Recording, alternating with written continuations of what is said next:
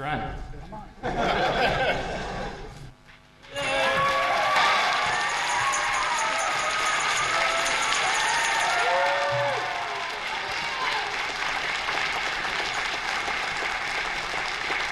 you all very much. I appreciate this very much.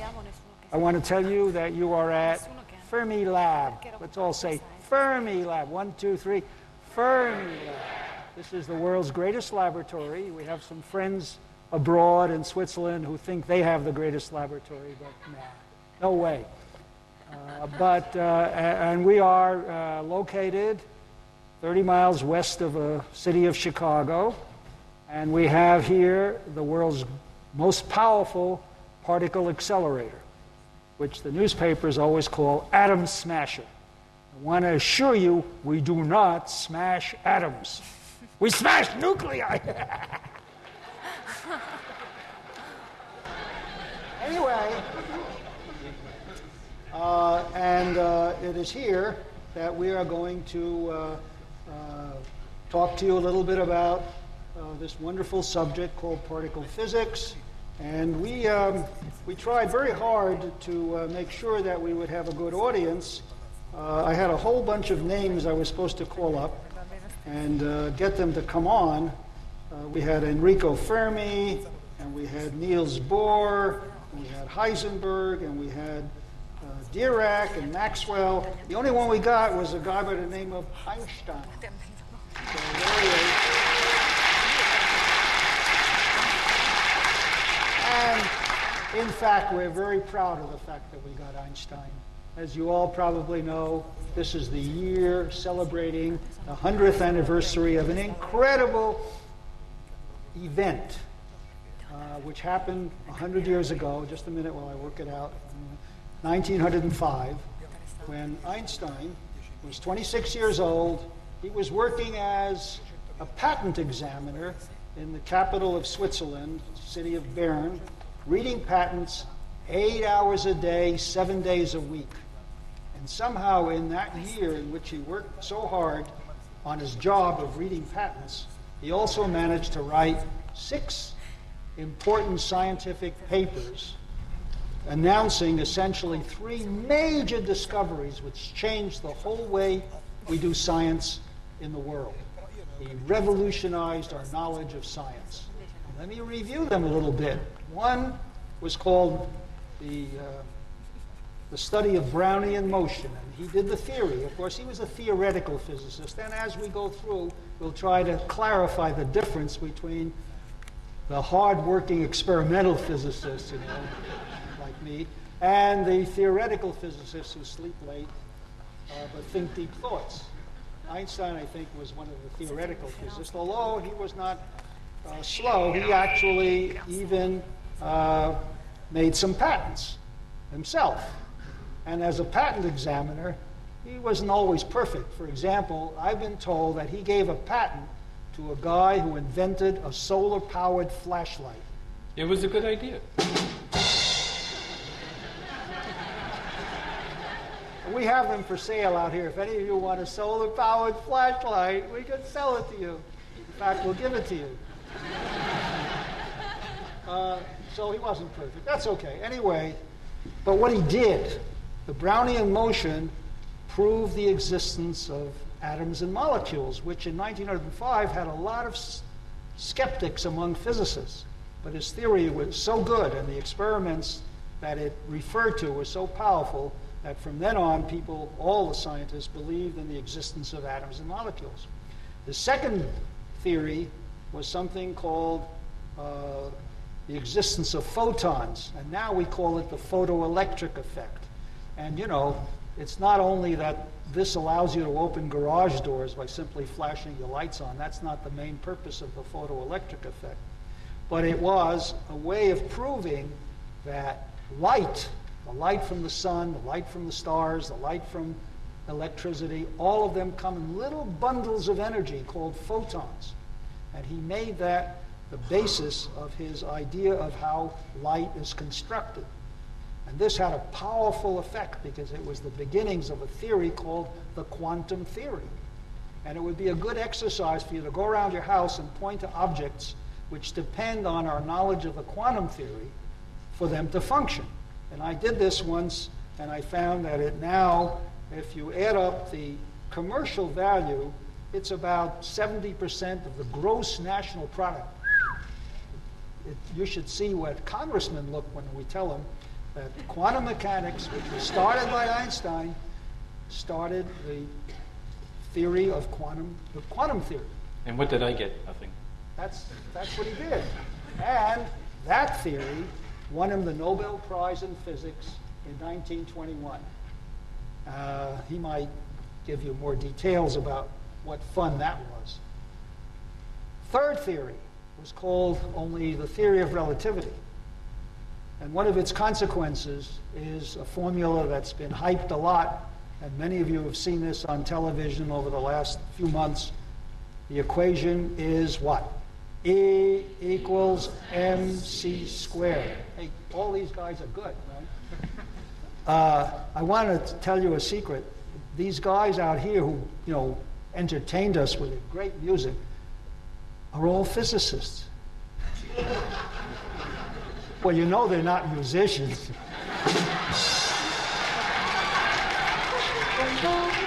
Thank you. Good. Anyway, the theory of relativity is a deeper theory than just E equals mc squared. Because what Einstein gave to the whole community of physicists was a sense, a belief in the fact that when you explain the world as physicists try to do, you should look for explanations that are simple. He always said, the best possible theory should be as simple as possible. And then he paused and he said, well, not simpler than is possible, but as simple as possible. And simplicity in understanding the world was the key. And there's another word that physicists use around here at Fermilab, and if you walk carelessly into the door, you'll trip on a concept called symmetry. You look at our building, it's built symmetrically. If you look at the entrance sculpture to the building, you see three iron things, steel things, orange and black, that don't quite meet at the top. That's imperfect symmetry. Einstein brought the concept of symmetry into science, and it's been revolutionary from that time in 1905 until right now, and presumably for still another few years. Okay, so we are progressing in our program, and I got to find my place. In fact, Einstein's fame was so great, it was incredible. I want to give you an example of that. I found an old paper written in 1930 by a guy called George Bernard Shaw. How many of you have heard of George Bernard Shaw? A few. Somebody in the older people know. He was a great writer. And he had a friend, H.G. Wells, who was also a great writer. And they were collected with a large group of people because Einstein had come to give a lecture in London. So I want to read you a little bit of this because I think it's worthwhile. Ladies and gentlemen, said George Bernard Shaw, presumably with a very English accent. And he says, my friend Mr. Wells asked me to take this duty. I could not help wondering whether he realized the honor he was conferring upon me and whether I was able to discharge it adequately. I felt I could only do my best. I'm speaking in a capital, that's London, where the reception of great men is very common. We have a lot of great men that come here. He says a dime a dozen, but he didn't use the word dime because in England they didn't use dimes. We've had a string of great statesmen, financiers, diplomats, generals, and even an occasional author. You can see he's a little jealous. We make speeches, we toast them, but still the event is not a very striking one.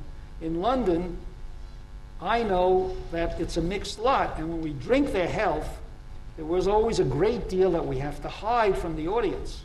If you take a typical great man of our historic period, and suppose that I had to rise here tonight to propose a toast to Napoleon. Everybody knows about Napoleon, right? Yeah. Well, undoubtedly, I could say many flattering things tonight about Napoleon and toast him beautifully. But there's one thing I would not be allowed to say about Napoleon, and that I believe about Napoleon, and that the world would have been much better off if he were never born. But tonight, he says, we have no such suppression to make, no hypocrisy to be guilty of. And I have said that great men are a mixed lot. But there are orders of great men. There are great men who are great men among small men. And there are also great men who are great among great men.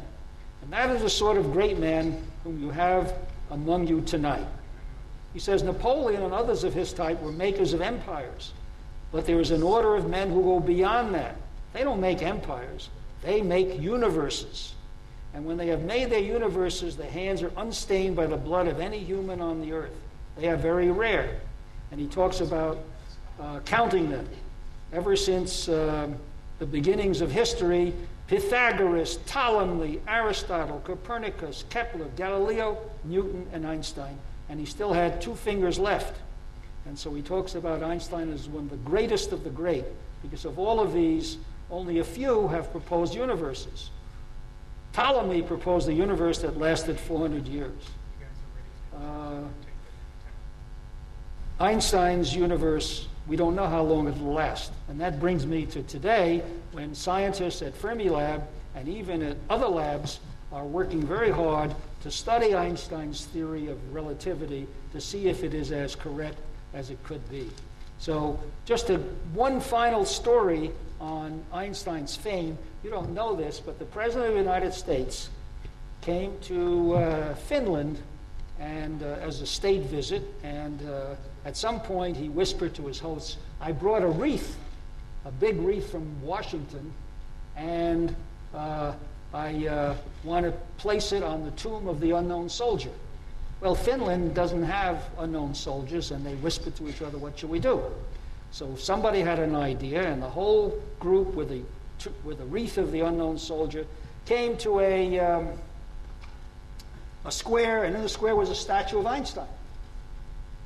And the President of the United States said, you know, after all, he's a Yale graduate. He said, I know that. That's Einstein, the great scientist. And they said, yes, as a scientist, he's great, but as a soldier, he's totally unknown. Yes, I agree. Thank you. So now, Thank you. I want to bring you the surprise. We don't have Oprah Winfrey, and we don't have George Clooney. Leanne, it's time for our break. But we have something more important than that. We have 3 physicists. Yes. And we're going to introduce these physicists to you, and we're going to interview them. And so I'd like you to welcome... But actually, first, Leanne, we need to take a break first before we do our interview. A break before? Yes, sir. Oh, yes. Go first. Okay, let's have a break. A break, please. Applause, please.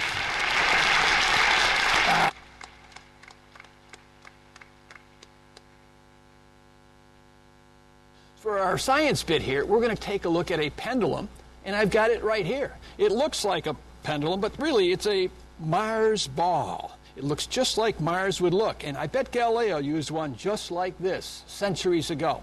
We're going to show the conservation of energy, and our friend here, Kelly, from the Adler Planetarium, it's the 75th anniversary, by the way, is going to help us with this demonstration.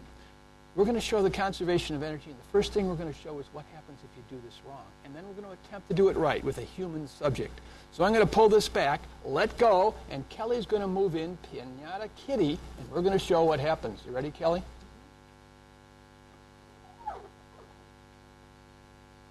Oh! Kind of catapulted right off when that bowling ball came back and hit her. Kelly, I want you to go get that ball. There it is. That's fairly massive, not quite as big as the Higgs particle that they're looking for at Fermilab and CERN may be looking for in a few years. Now, Kelly, I would like you to do this. I would like you to do the same thing with this bowling ball. Is that okay? Oh, no. Okay, well, just take this then, okay? And I'm going to go get the cameraman, and he's going to come over here and do this, Kelly, if you're a little bit nervous about that. Now, what I'd like you to do is hold that right up to your face. Don't push it when you let go. Don't step forward. The conservation of energy says that bowling ball will come back to pretty close to the same spot it started with. See if you have guts. Don't even move a toe. That's what physicists are looking for. Okay, let her rip, Jim. Theory guides, experiment decides. Here we go. Whoa! So, Jim, you see the conservation of energy does work, as you can see. You got in the swing of things there pretty good.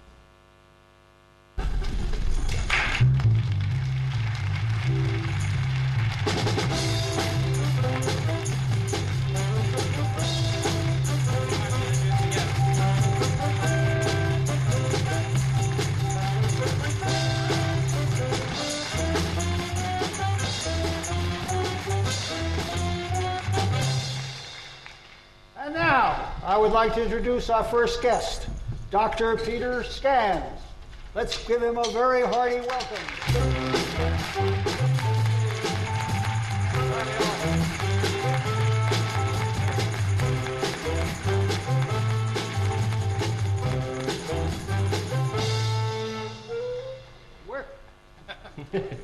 How are you, Peter? I'm fine. How are you?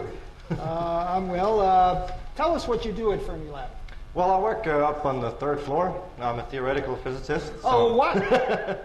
Yeah, you tell jokes about us, I heard. That's bad. Well, I'm only kidding. Okay. Well, we try to figure out what... And some of my best friends talk to theoretical physicists. Oh, really? Well, you're talking to one now yourself. So we try to figure out what happens in the tevatron when the beams collide and what comes out of it, and we try to model that and try to put all the physics that we know about into simulations and theories about what goes on there. Actually, I brought a video clip with me to show you some of what I do. Oh, let's see that. Mm-hmm.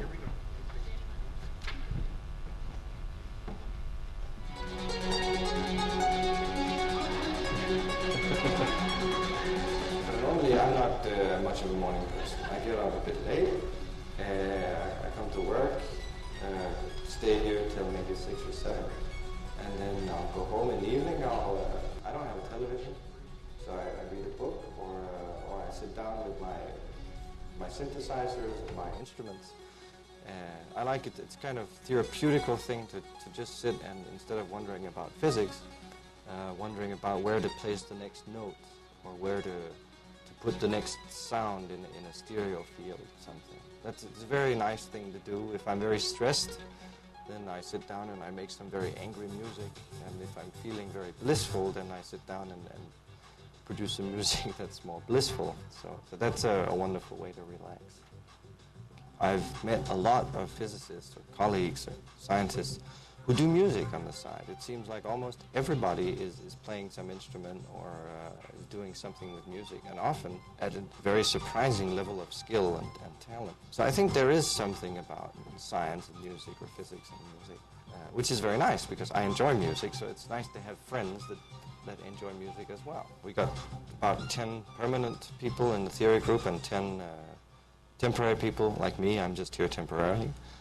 That's a fairly big group for a theoretical group, but of course it's not very many people, so we have a lot of international collaboration, go to meetings. I just came back from Spain and France, traveling around to meet people, to hear about new ideas, and to catch up with collaborators and try to get our mutual projects moving in a better way.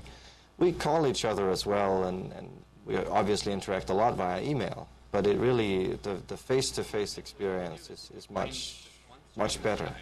You can communicate much more if you can use, instead of just your voice or your written word, your whole body to communicate your ideas. And if you have a blackboard, it works much better, and you just progress much faster in developing the ideas. There's a lot of interaction between experimentalists and theorists. Obviously, for the particular problem of the Higgs mechanism or the Higgs boson, at present it's mainly the theorists who are talking to the experimentalists, since the experimentalists haven't seen anything yet. They've only been able to exclude it up to certain masses and up to certain reaches. They're collecting more data, more statistics, and they may be able to see a signal with the new data, but so far they've only been able to exclude it. So then they go back and they tell us, look, you guys can just forget about thinking about a Higgs boson that has a mass less than 100 times the proton mass, for instance. And then, if you have a theory that predicts a Higgs boson with a mass less than 100 times the proton mass, you know that it's ruled out.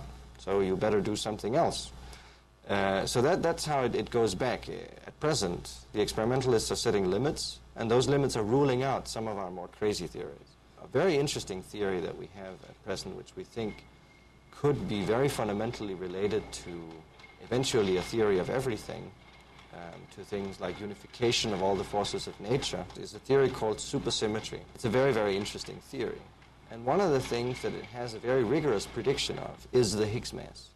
And it says that the Higgs mass should be less than about 140 times the proton mass. And by direct experiment, so far, we've excluded Higgs masses below about 100 times the proton mass. So there is a window remaining where supersymmetry is predicting the Higgs to be. And, if the experimentalists go above that window, then this very nice theory would be ruled out. Of course, the fact that theorists believe that this theory might have something to do with the fundamental nature of the universe means that we think that it might be within, just around the corner. So that's very exciting. Well, that's fantastic. Absolutely fantastic. Really a moving thing. Tell me, it raises a lot of questions. If you don't find the Higgs, is there any substitute theory that somebody has out there someplace that might come up? There is always. So, you go to every theorist on the third floor, you ask him what his favorite theory is, and they'll all give you a different answer. So there are lots of theories out there. Some are more well-motivated than others. We believe that some of them might have more to do with the real universe than others. But there are lots of ideas, right? As a theorist, you're free to speculate. You can speculate about anything, as long as you don't conflict with any existing experimental data, because then you're ruled out. But beyond that, you're free to speculate. And so the traditional Higgs mechanism to explain mass, what mass is a postulate that dates back 20, 30 years to say that, the theories that we have to explain the fundamental forces, they're very simple. It's just 4 fundamental forces. They're very, very simple. And a few elementary particles that also have very simple properties. And then those things actually are born massless. That's what the theory says. So that's obviously ridiculous, right? You can just go put yourself on a scale. Things have mass. So we postulated that there exists a field that fills all of space. A field that all of space. All of space everywhere, outside, between the galaxies, in here in the auditorium, everywhere. This field is supposed to exist that we call the Higgs field. Mm-hmm. And if it exists, then what it does is the particles that are born massless, they move through it. And then they interact with it. It's like little water drops that condense out of a mist that then make it look like the particles have mass. And that's what gives all of us mass. Well, that's a nice picture. You could see yourself running on a beach, and the sand is very hard, and you run very fast. And then somebody puts in a layer of oil that goes up to your knees, and you can't run fast. That's right. The oil plays the role of the Higgs field, and it makes you look very heavy. That's right. That's a good analogy. Yeah. That's the Higgs idea. So that's kind of post-dicting data. We know mass exists, so we have a hypothesis to explain it. But how do we then test it? How do we know whether it's really real? And the fascinating thing about the Higgs mechanism, it doesn't just predict mass for all particles. You can also create just drops of the Higgs field itself. You can make a condensation of the Higgs field itself, or you're supposed to be able to. And we call that the Higgs particle. We've never seen it yet. Nobody on this planet has ever seen it yet. But right outside in the Tevatron now, as you know, they're trying to produce it. So they're running the accelerator, smashing these atoms together, smashing protons together and antiprotons as we speak, and trying to create Higgs bosons, Higgs particles. And so that's the prediction of the theory. If this theory is really correct, we should see that particle in the experiment. And then we would know what mass is. If we don't see it, we might see something else. We might be surprised. The Higgs boson is probably the best bet we have as theorists. But we never know. Nature can easily be smarter than us. So there might be something completely different in store, which would probably be even more fascinating. Fantastic. One Leon, more question. Leon, Peter, a relevant email has come in. We'll put the email up. Oh, we have an email address. Have we put up the email address? Do we have any email? We have an email, relevant email. Is it Albert? I've got a good email. It's coming. It's coming, it says. Here's the email. What possible use is the Higgs boson? Oh, wow. That's for you. Should I take that?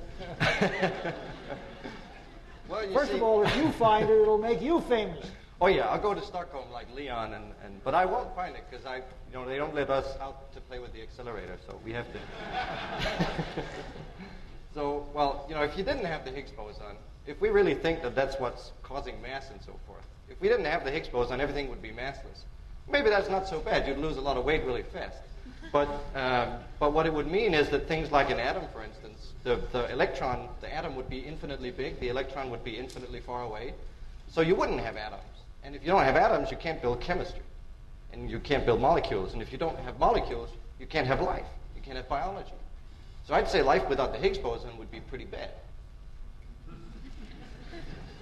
That should answer the question, I hope. Any more email?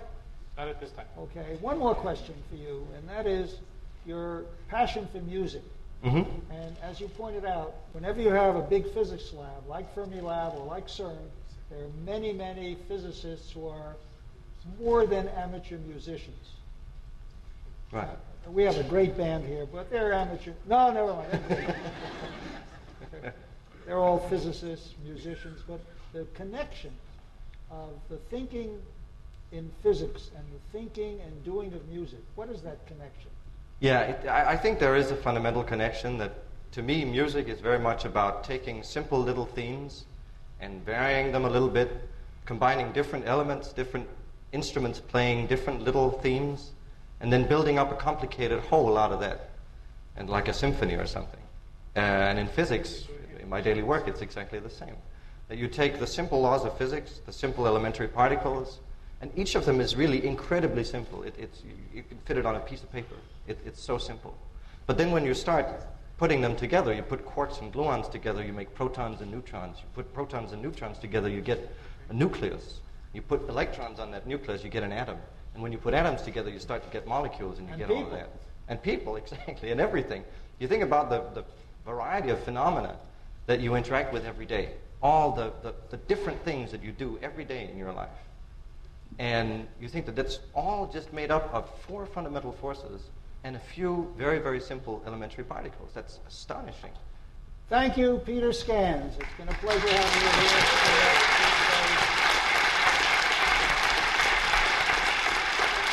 And now it's time for a commercial.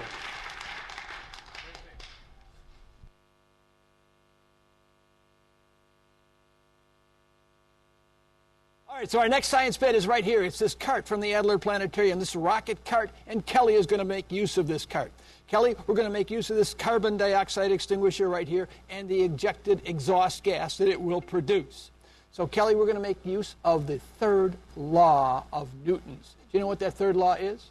Yeah, that's the one that says that the total momentum between the rocket and the exhaust is constant. That's how some people may say it, Kelly, but really, for every reaction, there's an equal and opposite reaction. That's what most people say, isn't it? Hold on, let's get this right the first time. We've got a system here where the total momentum before the event, the actual movement of the cart, is 0 because there is no velocity. After the event, the momentum of the cart forward must be equal and opposite to the momentum of the gases backwards. This is where our equal and opposite forces take place. So, Kelly, let me turn your headlights on so you can see where you're going. All right, we are ready to roll. Kelly, give it a hit.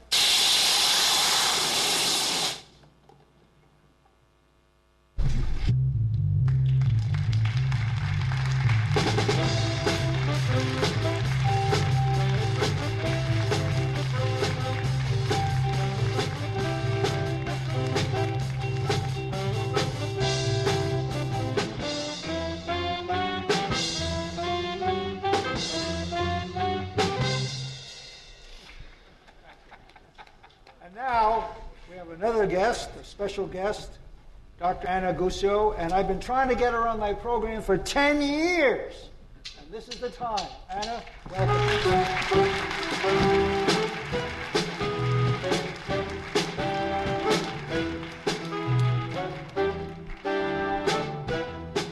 Science. Anna's at the University of Notre Dame, and she does her research at Fermilab. Tell us what you do. Well, Peter here simulates collisions. I make real collisions. I prototype as well, if you want to good. see my latest movie. Okay. Let's watch. First of all, we are structure of matter and the fundamental interactions between those fundamental particles. And the way we do this research is we accelerate particles at very high energies. So they are going around the tunnels close to the speed of light. And then when they reach high enough energy, we collide the beams on each other. And then what happens is the protons and the antiprotons break up, and the constituents of the proton and the antiproton interact with each other. And new particles are produced. And by the way, this is another application of Einstein's equivalence of energy and matter, because all this, the new matter is not created from nothing. It's the energy of the beams which is converted into new matter. So the particles that are produced, out of the interaction point, they travel outwards, and we have these huge detectors built around each interaction point. So as the particles travel through the detectors, they leave tracks, and then they go further and interact with the detector, the matter of the detector, and they get slowed down, and eventually their energy is totally absorbed by the detector. And that means that we get basically electric signals out of these detectors, and then we have complex reconstruction software which takes these electrical signals, and at the end we can go back from this and reconstruct what happened during the collision. This semester, because I'm not teaching, I'm here regularly. I'm at the university, so my time is split between teaching, the departmental work, and then my research time on the zero, which I do remotely with the students that I have there, and then coming here every other week to talk with the people here. And then we work with our students, our postdocs, in the physics groups, meetings. Most of the time you just have the proton and the antiproton interact, break up, and then just two quarks. The quarks are the constituents of the proton and the antiproton. The two outgoing quarks that go into the detector, and each one of them results into a spray of particles, and that's it. And that's not a very interesting event. But sometimes you have rare events happening, and then you may have an electron coming out, or a muon, or something that you can trigger on. And these are the events that you collect and you later look. And then you go and ask, for example, I want an event that has an electron with energy above a certain threshold. Or I want an event where I had tracks above a certain threshold, or tracks in a certain region of the detector. And so this is the first step that you do to cut down offline this huge data sample that you have. And then at a later stage, you go and look at the distributions of your events. For example, what was the energy of this spray of particles that comes out on a statistical basis. And you compare these distributions between what you expect from your signal, the interesting events you are looking for, and what you expect from the background that happens most of the time.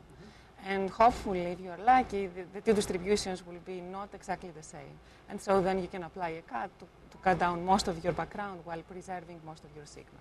So what happens is like almost 2.5 million events per second and at the interaction point. And then we have a trigger system, this online system that cuts events in real time, which is at 3 levels. And at the end of this trigger system, at the 3rd level, we write on tape 50 events per second out of the 2.5 million.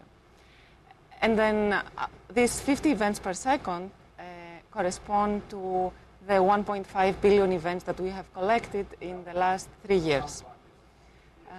And if we collect twice as many as the 1.5 billion events we have at the moment, then we will end up with 30 interesting Higgs events if the Higgs exists. So you can get an idea of where we start from and the order of magnitude that we have to cut it down, both through the trigger and the offline analysis, to find our needle in the haystack. As I said, collecting enough data and optimizing our techniques, I think we can find the Higgs here in a few years if it exists. Thank you.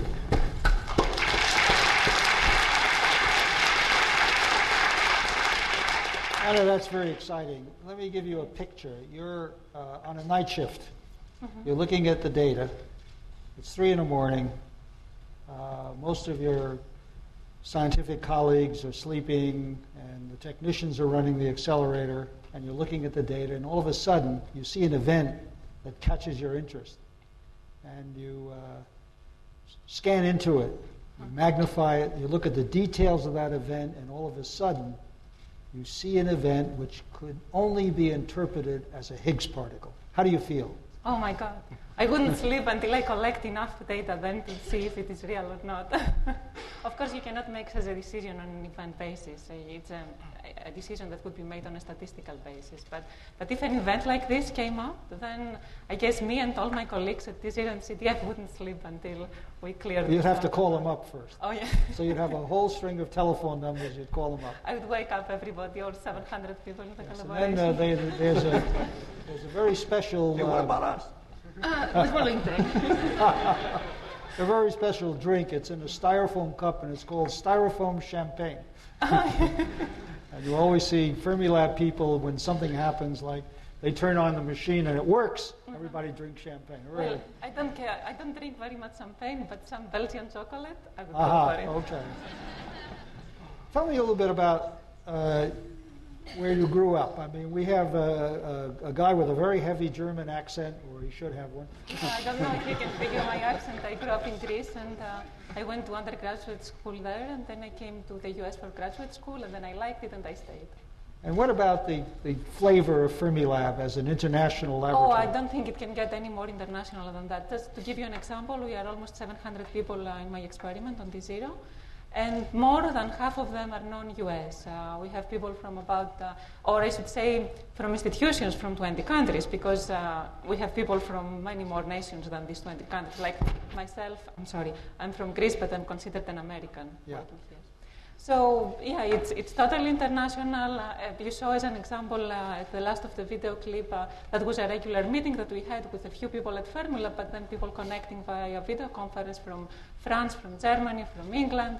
And it's a totally exciting thing, not only for physics, but we all come from different backgrounds, we have different cultures, different schools of thought, but we all strive for the same thing, physics. So we learn to work with each other, and we learn from each other, and also beyond physics. I learn about their cultures and their societies, and I have friends from not only Americans, but from Israel, from Argentina, from South America, from South Africa. I would have never met all these people if I were doing a normal job.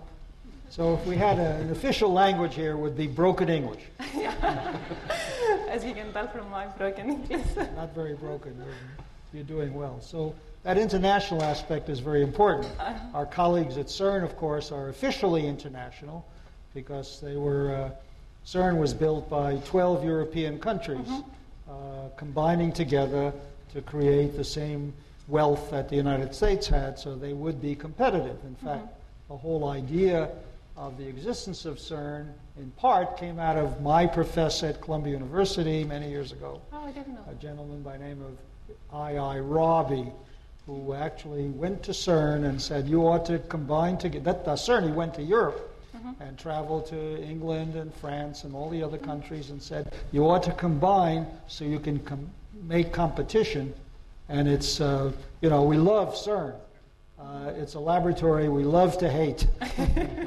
Because we love to compete with. We compete with them and we collaborate with them. And that's the wonderful thing about physics. There's only one kind of physics. It's the same in Japan, in China, in South America, all over the world. There's only one physics. Isn't that wonderful?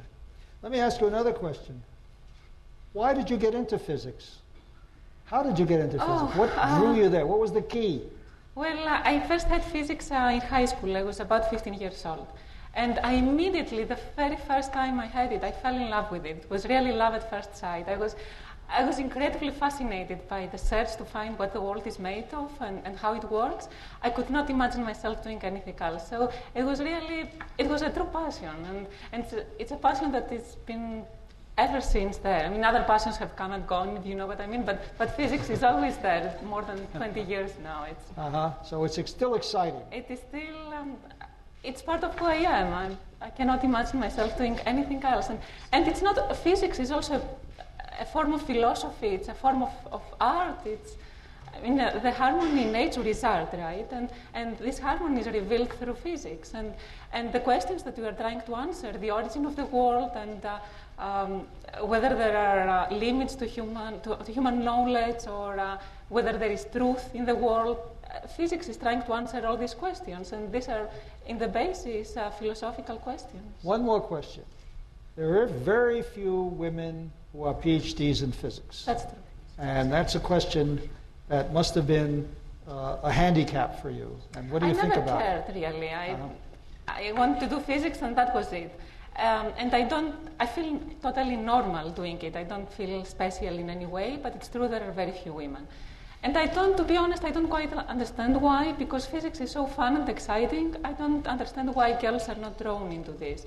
I mean, working with smart people from all over the world, trying to unravel the mysteries of nature, right? What could be more exciting than that? I understand there are misconceptions out there, like maybe the young girls think that physics is kind of a nerdy thing, but being smart and doing something different is not nerdy, it's sexy. And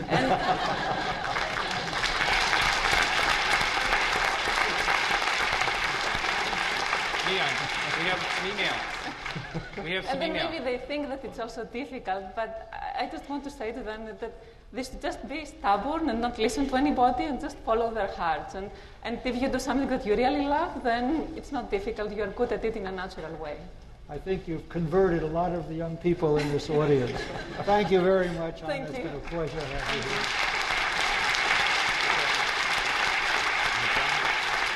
We have some email. We have some email coming in.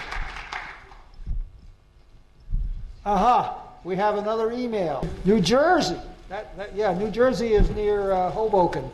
Thank you. Who is your favorite physicist from the past? Isn't Albert Einstein the most famous physicist of all times? I think it's very close. He is probably the most famous physicist of all times. Everywhere he went, after the great success of the general theory of relativity, he was swamped with people following him, It was reporting on It was him. mad. He was incredibly famous. And he was also, I think, in my view, my favorite, because not only was he a great scientist, but he was a great humanist. He believed in civil liberties. He was a pacifist. He was against war. He was, of course, interested in human rights and spoke out very eloquently. And for many, many reasons of that kind, I would say it's easy to say Albert Einstein was my favorite physicist. Thank you. Thank you. Any more? Thank you. For the It's moment? time to go on to the next guest. Okay. Here we go. We have no commercial.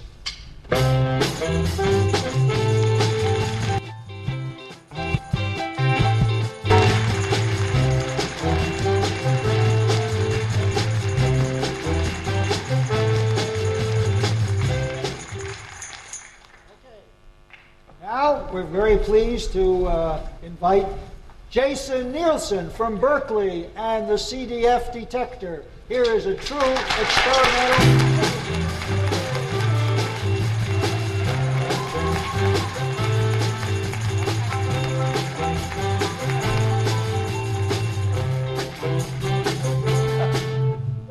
Okay, well, how's experimental physics?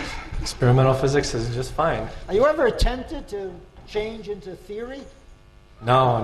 I actually am an early morning person, unlike Peter, I guess. Yeah.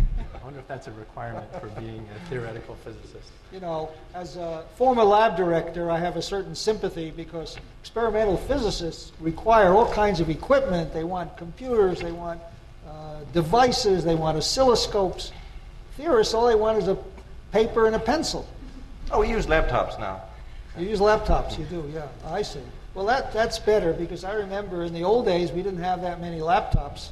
So we had pencil and paper, and then there was a request for erasers, and I said, a good department doesn't need erasers.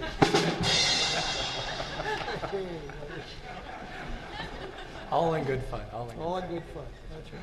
So what's hot? What are you working on? What's CDF doing? CDF is one of the two big detectors.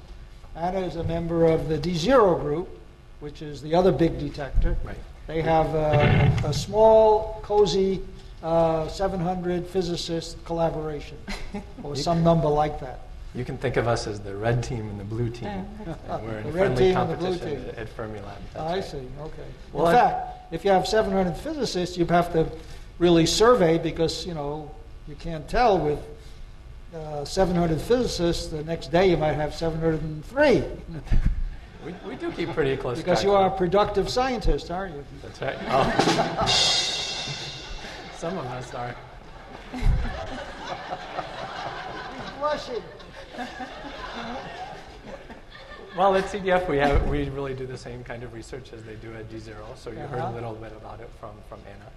And we have a detector, the Cdf detector, that's similar to the D0 detector that she talked about. And that takes a lot of work. That Got a takes picture of it. a large part of those 700 physicists to maintain that detector and to work on that, to make sure that we keep getting the data coming out. That's a 5,000-ton detector you see right there, pictured right near the drummer. Oh, Leon, my pager is ringing. This is my pager. You're not supposed to ring a pager. Well, this is my pager that rings whenever we have something with the CDF detector that needs to be fixed. So I'm going to have to go fix it right now. We're not in the middle of a program. We have to because it's discovery. We have to make the Good discoveries. Okay, well, I'll be right back as soon as I can. Come back here. Where's he going? He's in the middle. It's down in the middle. I have all these questions I need to be answered. Uh-oh. There he goes. Hey, look at that. Wow. It's incredible. Well, the snow's melted and everything.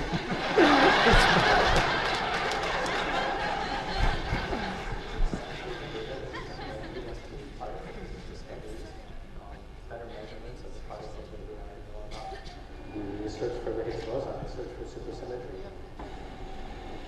Hey guys, what's going on?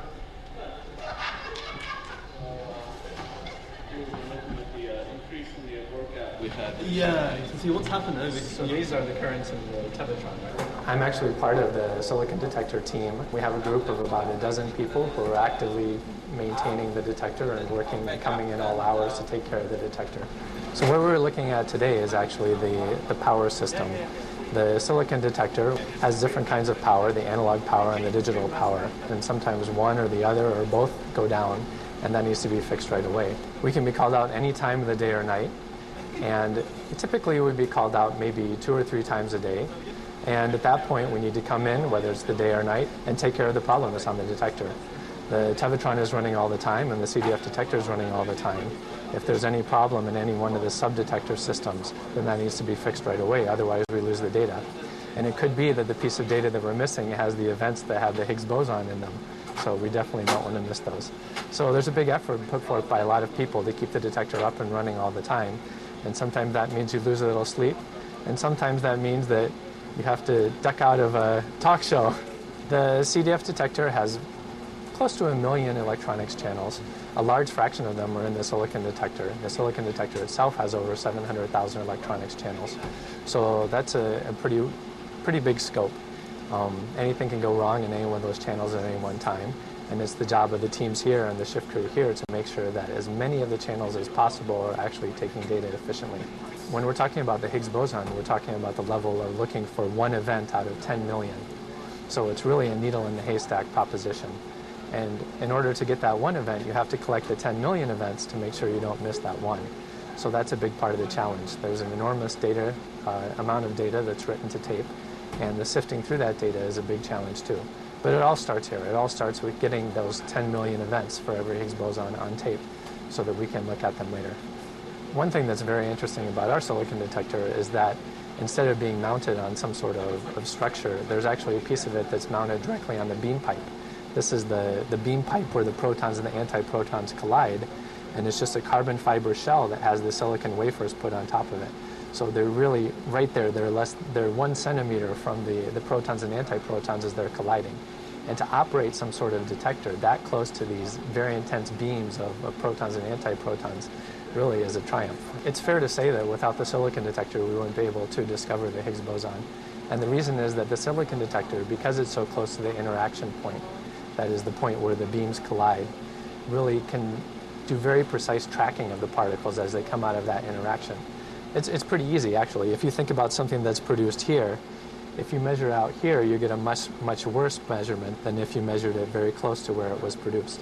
So that's why having these detectors, these silicon detectors that are right next to the interaction point, make it very valuable for doing Higgs boson physics, for example. We're entering our 5th year of data taking at Run 2, and we've been running smoothly. We have an efficiency for taking data that's about 90%. That is 90% of the time we're up and running and taking data when the Tevatron is delivering collisions.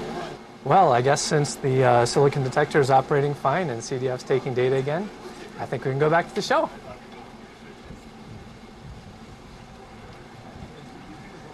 Thanks, guys. Have a good shift. All right. See you later. Bye, Jason. Game in the world.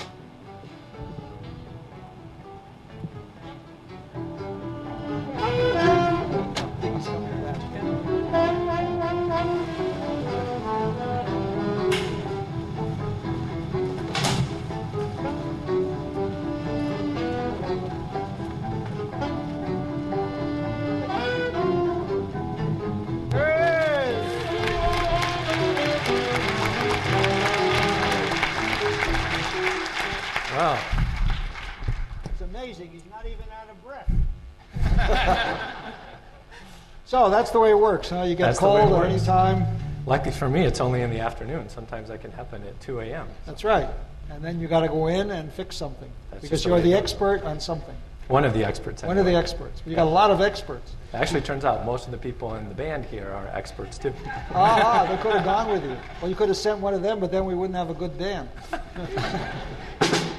Thank you. He's great.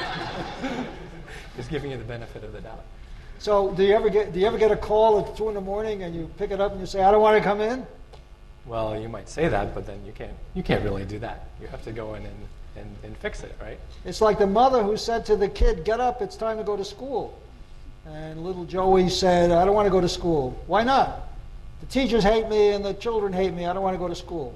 The mother says, "There's 2 reasons why you have to go to school. You're 40 years old and you're the principal."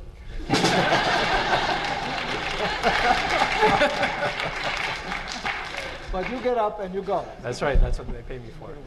I see. And you're saying that CDF is very efficient. So you're taking a lot of data. The taxpayers ought to be very happy.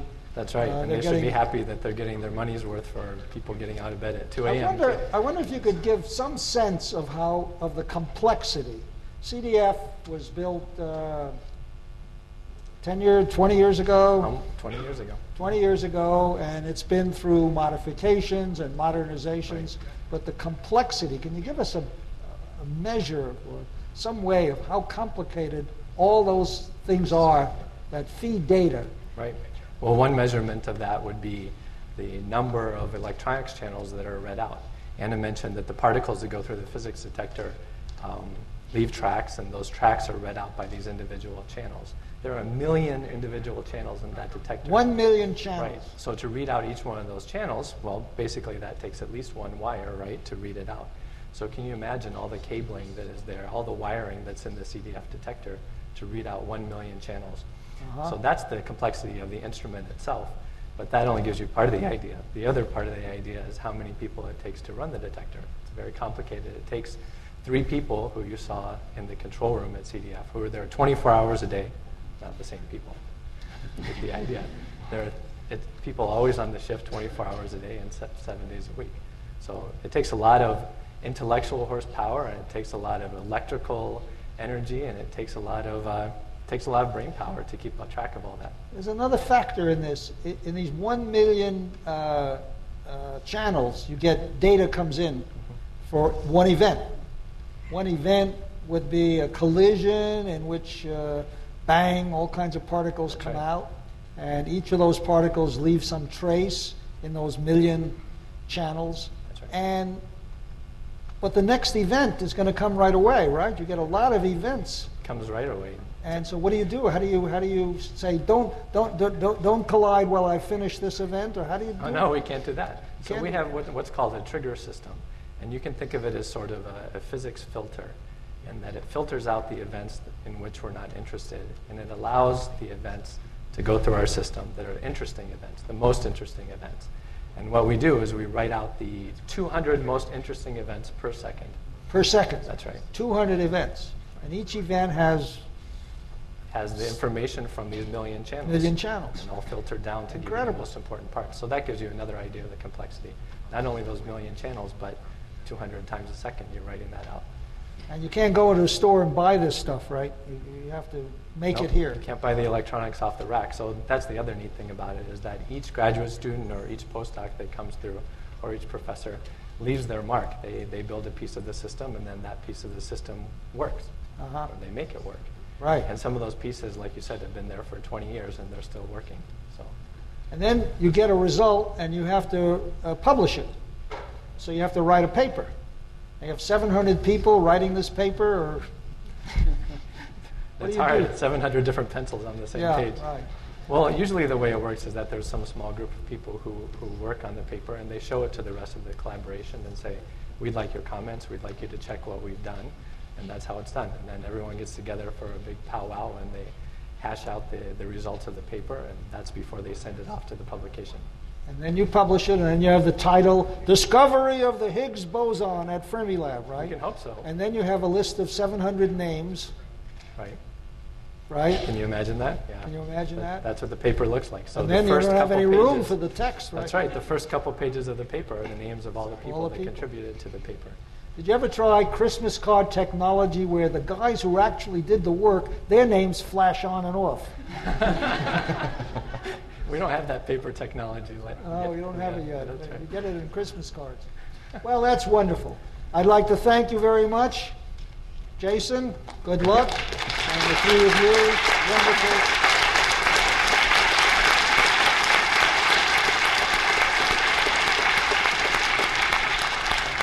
And now we come to a traditional part of this program. It's called 10 Ways to Know Something. However, we want to do better. The band is going to play an intro. Oh, we have an intro from the band. That band. Which band? This one? Oh, hey, hi, guys. I've been neglecting you, and you've been standing here very patiently. None of you have left to fix something. So what I want to hear, I would like to hear a Mozart Symphony.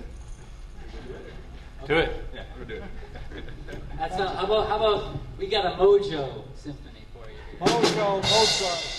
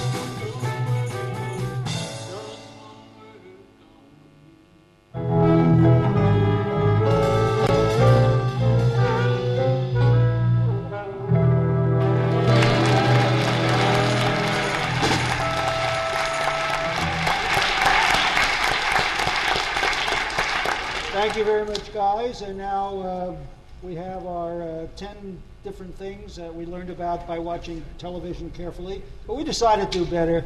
We have 13 ways to know you have won the Nobel Prize. This is the thing we recommend very highly to all of you. So, number 14. Your telephone rings at 6 a.m. and someone with a Swedish accent says, "Come to a party in Stockholm." Can't do a speech. 13. Well, once you've won the Nobel Prize, you meet a lot of important people. Some of them are so rich, they have unlisted telephone companies.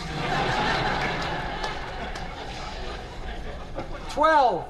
Your fame makes you such an extrovert that now you stare at other people's shoes when you're talking to them.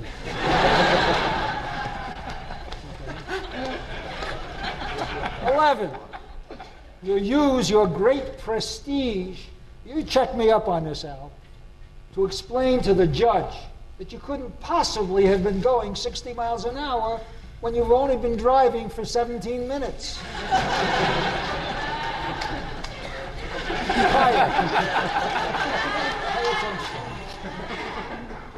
On the 7th time you've attended the Nobel party, the Queen greets you as an old friend. I said, Your Majesty, what do you mean by old? Nobel laureates are very arrogant. They don't want to be arrogant. I overheard one Nobel laureate pray. Lord, he said, forgive me the sin of arrogance. And Lord, by arrogance, I mean the following. Your spouse orders you to take out the garbage. Woman, you say, how dare you? Then she calls up 3 Nobel laureates, and they all take out the garbage. Are there any help? Mysterious but passionate love letters arrive in your mailbox, addressed to occupant.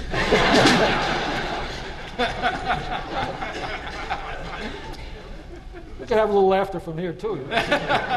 Testifying in a lawsuit, you claim that you are unquestionably the world's greatest theoretical physicist. Yes, thank you. When later confronted by colleagues, you explain, you don't understand, I was under oath. Nobel laureates are supposed to know everything. You find yourself chairing 2 advisory committees, one on the prevalence of measles in Guatemala, and the other on income tax laws in North Dakota.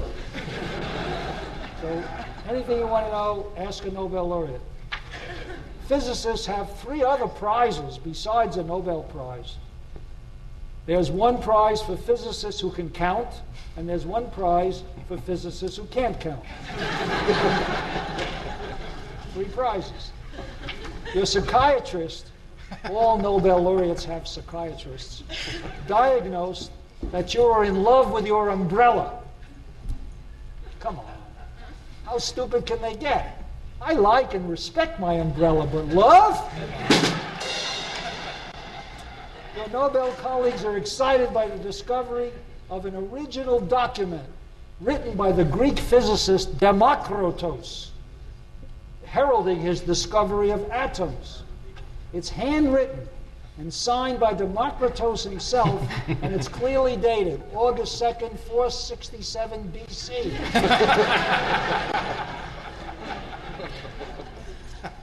Okay, here 2 atoms are walking down the street.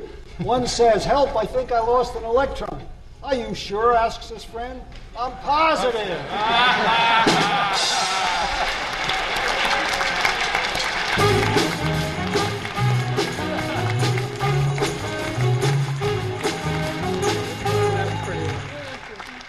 What do we got? Pencil accelerator. Okay, here we go. One more commercial. Oh, science break. Science break. Science bite. For our next science bit, we're going to show how a particle accelerator works. But we're not going to be accelerating ions. We're not going to even be accelerating particles. We're going to be accelerating this cellulose encapsulated graphite trace display device, commonly known as a pencil. This one's sharpened. We're going to inject this with this pencil rifle that Jim has invented. Jim, you want to load that puppy up? Certainly.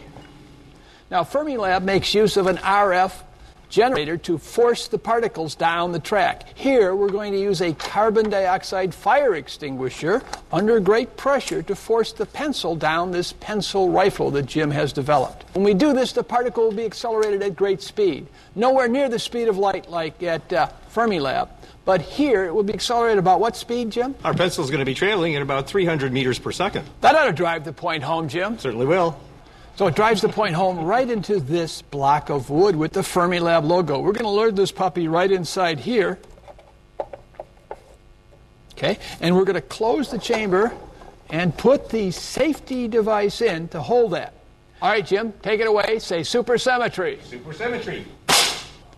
You could see that it kind of stuck halfway through, or part of the way through there, but the pencil is still usable. Now we're going to try this unsharpened pencil. Okay, Jim, load her up, lock and load. Okay, will do. And again, what I'd like you to make a prediction. What do you think might happen to the block of plywood this time? Locked and loaded. All right, Jim, supersymmetry. Say that again and hit that puppy. Supersymmetry.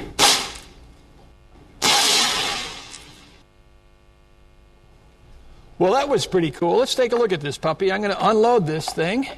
Here it is. You can see it punched a hole right through the Fermi logo. The other side is not nearly as pleasant, but our pencil's still in pretty good shape. See if you can explain why this happened in terms of impulse. We should give a round of applause to Lee Eric.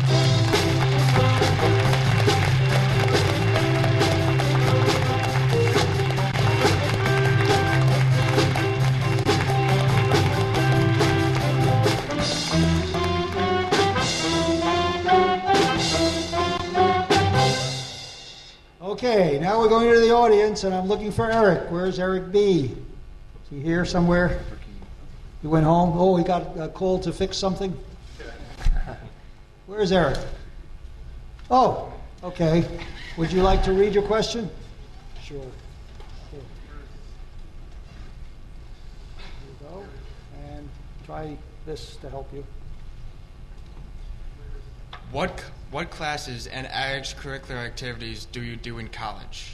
Okay, thank you. I hope everybody heard that. It's what are the extracurricular activities you do in college? Who wants to take that? One of our scientists? Anna, you want to try that? Sure. Well, I went to university in Greece, and there we don't have extra curriculum activities or other classes. We just do 4 years straight of math and physics. But I try to make up for the lost time now. So, I take philosophy classes, I take history classes, I take painting. I love painting, and I go to live music. I love jazz. So we are normal people. Well, you see, you could have, if you'd been here, you could have gone out for the football team, right? I don't like football that much. You guys have anything to add? No, that's fine. No? Okay, thank you very much. I'm looking for Eric. Oh, I got to give you this. That's right. It's a signed photograph, and you can get into the bus service, but you have to have $1. Where's Eric? Eric L. Oh, here he is. Hi. You want to? Yeah, that's right. Okay, this is a good question. What do you think are the limits of physics? Everybody hear that? Okay, let me repeat it. Eric asks, what do you think are the limits of physics? I think we ought to. Al, you got anything to say? Oh, I don't know. It's deeply personal. It's deeply personal. I thought I pretty much wrapped it up, but there's always lots of work to do. Gravity? Peter? Well, I think that's a good question. Obviously, we're trying to explain as much as we can, figure out as much as we can about the universe. And the question is there a limit to that someday? Are we going to run out of questions? Well, I'll promise you one thing. For the time being, we have enough questions, so it doesn't look like we're going to run out of them for a while. But yeah, in the end, physics is the only science that's working to put itself out of business. If we explain everything, then we would lose our jobs. So, you think when this audience here gets up to the level that they all have PhDs, will there still be something to do in physics? Pretty sure. Well, there'll always be other questions as well, right? I mean, in the end, physics cannot explain physics. Physics will never be able to explain why physics works. The natural laws will never be able to explain why there are natural laws. That's not really a question in physics. That's a question perhaps in philosophy. Yeah, but you can think that we've staked out an interesting challenge. We now know how the universe started. We know when it started, 13.7 billion years ago. And We know more or less how it got from there to here, with a few gaps here and there. And then we have lots of things to understand in between. And then that's all the physical sciences. And then there's this stuff called biology, which also has a lot of interesting parts to it, isn't it?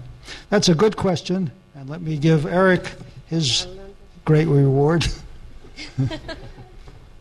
Here you go. Okay. Now we're looking for Tom. Okay. Hi, Tom. Here you go. Which of the many Fermilab breakthroughs have been or will be used for purposes other than just exploration of the universe? Okay, let me make sure everyone's heard that. Tom is asking a good question. Which of the many Fermilab breakthroughs have been or will be used for purposes other than exploring our universe? Who's going to take that? I think you should take that. Because you've run the place for 10 years. Okay. Okay, let me think about breakthroughs. There are 3 I can think of right away that were major things which are not used for exploring the universe. One has to do with superconductivity. Our magnets here at Fermilab are all superconducting magnets. That was put in the 1980s as a frontier kind of technology. It's the most massive use of the new technology of superconductivity. And at that time, there was, as there is now, a power crisis, energy crisis, if you want to call it that. And using the superconductors, we reduced the power of the accelerator, the power usage of the accelerator, the bill sent to us by Commonwealth Edison, from something like 60 megawatts of power to only 15 megawatts. So we saved a lot of energy and we increased the energy of the machine. It's another one. Another thing we've done has to do with computers. We have pioneered the advance of what we call farms of processors that can achieve speeds which were 10,000 times faster than whatever was available when CDF and D0 required huge computer powers. So there's a couple of things in breakthroughs, technological breakthroughs, which happen in all big research laboratories. You're always inventing things which have other uses, right? Yeah, so we're good guys. Here you go. That's Tom. We have one more here. And let's see. Oh, that's Katrina. And she's a hurricane. Hi. She is. What did you do to earn the Nobel Prize? Oh, boy. Al, what did you do to earn the Nobel? Well, we already talked about that. You did what? Photons. Photons. Photoelectric effect. The thought that when the light hits the surface of the metal, that it comes in these small discrete packets of energy. And for example, if you shine light on a metal and the light is of the appropriate energy, then electrons can come shooting out. And it turns out that the electrons have the same energy no matter how bright the light is. And it's because the light comes in these discrete packets called photons of well-defined energy. And it turns out that it was useful. How do you like that? People always ask me, what did you do with the money? I gave it to my wife. Deeply personal. Gave it to my wife. She took it. You still have it? You could have invested if you had invested it in 1921. Wow. Well, I think she invested it. Okay, that's. I have one more. Eric S. Well, that's the prize. Where's Eric S? Ah, okay. Here we go. This is a tough one. Is it possible that entropy can be reversed? Entropy. Everybody knows what. Of course, everybody knows what entropy is. So the question is it possible that entropy can be reversed? We have to go to our theoretical physicist for that. Peter, can we reverse entropy? In theory, as far as I know, it's not possible. We've had thermodynamics and entropy for a couple of hundred years, and as far as we know, it's not possible to reverse the growth of entropy. You can take some entropy from some place and put it somewhere else. And maybe if we knew how to make baby universes, we could use them as entropy garbage cans. But we don't know of any way that we could reverse the general growth of entropy. To explain this to the whole audience, we would need a blackboard and lots of other stuff. That's right. Okay. And probably some erasers. Where's this from? We have one more from Ashley. Oh, hi, Ashley.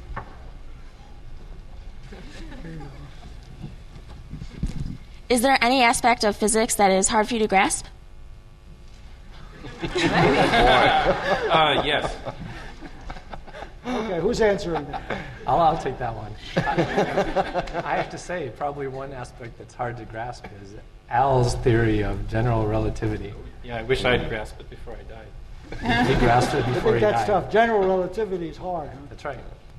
And that was one of the things, to go back to one of the other questions that was there, Leon, you might remember at the end of the last century, well, not you personally, but at the end of the last century. No, I was there. They said, there's no more physics to do. All we're going to do is make more precise measurements, and there's not much left to discover, and we'll just move on to chemistry and biology, just like we answered kind of today. But what happened? This was 1905, and Al had his great year with all of his papers and discovering the photoelectric effect, which relates to quantum theory and the theories of relativity, and that really changed our century. So who knows if such a thing could happen again in this century. Anna, you have something in the way of its physics that was hard to grasp? Well, that was a good effect. Quantizing gravity is one of the questions of the moment, right? Yeah, lots of it. It's you just have to go slowly and grasp it, try to understand it little by little. And it's always, if it was not something that was out there and difficult and we were striving for, then it wouldn't be worthwhile doing it, right? So it's always something out there that we are trying to achieve, and we are looking toward to. One of my favorite questions today is, why is there a baryon asymmetry? Why do we exist? Why is it that there is more matter than antimatter in the universe? That's All a wonderful good question. We grasp most of those questions. Well, we don't understand yet. Aha. Anybody? How about the band? Any of you have physics that's hard to grasp? Yeah, what's dark energy? There, the question is, what's dark energy? Nobody knows that yet. We're just a band. We don't know anything. Thank you all very much. Thank you. Here we go for Ashley. Well, that concludes. We have some email. Oh, email. Yes, we still have some email. Empty out the inbox. What does it take to be a physicist at Fermilab? Well, anybody want to? I can answer that very easily. It takes a big salary. We wish. But the Fermilab has a lot of physicists, right? A couple of hundred. So it can't be that hard. Besides, you've met three, typical, and you look at the band, and you look at Albert over there, and you see that anyone who really wants to work at Fermilab and is willing to spend enough time in school and work hard at it. They kept kicking me out of school. Yeah.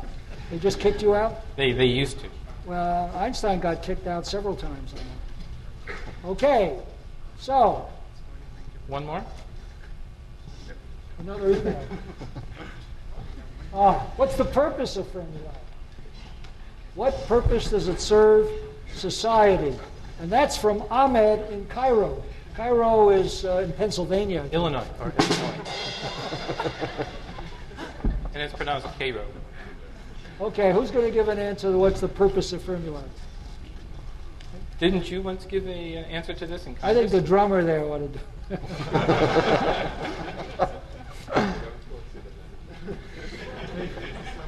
Well, I think we already answered that. Fermilab's purpose is to understand how the world works.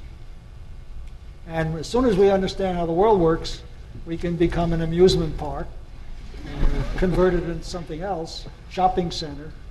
But knowing how the world works is very important. And as we already indicated, there's a huge amount of technological spin-offs that come from the work we do at Fermilab. The technology of looking at these particles, of understanding them, of slowly and solidly doing better and better is incredible.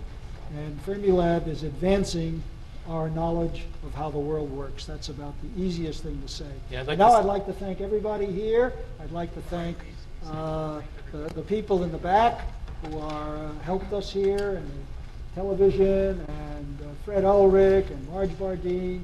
Who am I leaving out? Everybody else who've been involved in this. Thank you all very much, and have a wonderful morning, afternoon.